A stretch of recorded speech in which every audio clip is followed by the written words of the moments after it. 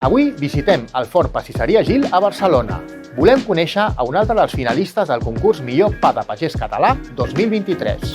Gerard, per què el vostre Pa de Pagès Català amb IGP creus que ha de ser el guanyador del concurs d'aquest 2023? Una cosa que per mi és molt important és la tradició que tenim en el sector de forner.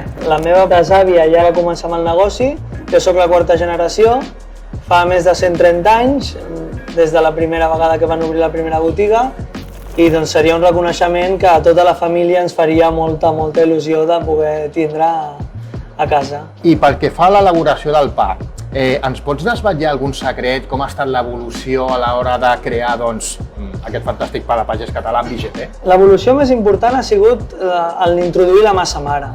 Nosaltres ja fa temps que la vam introduir, però cada cop hem anat millorant amb aquest aspecte del procés i realment és on es nota després el sabor final d'un pa de pagès català realment finalista.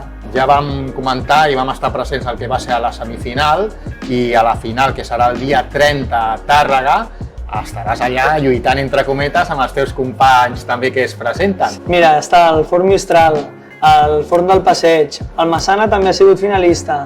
Bueno, el Mistral i el Forn del Passeig l'han guanyat ja una vegada els dos, vull dir que són bons pans de pagès. Al final sí que serà molt disputat, estic segur que sí.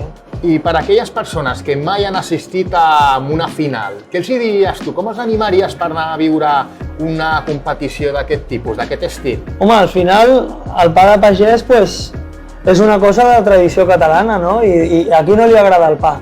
Al final crec que és un event que pot agradar a tothom i al final saber on fan el millor pa de pagès, ja sigui al teu poble o sigui a Barcelona o sigui on sigui, doncs sempre està bé i la cultura del pa aquí jo crec que es valora molt i jo us animo a que vingueu tots perquè valdrà la pena.